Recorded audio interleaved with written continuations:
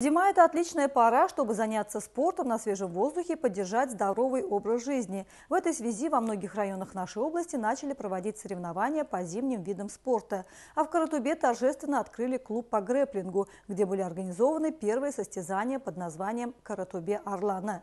Тему продолжит мой коллега Олег Великий. А вот в Шингырлауском районе открыли сезон по зимним видам спорта. Мероприятия посвятили пропаганде здорового образа жизни. Собралось на него немало людей. Для них в окрестностях озера Конакай поставили большую юрту, где можно было согреться горячим чаем. Местные жители смогли покататься на коньках, лыжах и съехать с горки. Мы приехали своей семьей на озеро Конакай. У нас открылся зимний сезон лыж, коньков и так далее. Все очень классно, можно покататься и взрослым, и детям. Проводятся соревнования, мероприятия между организациями.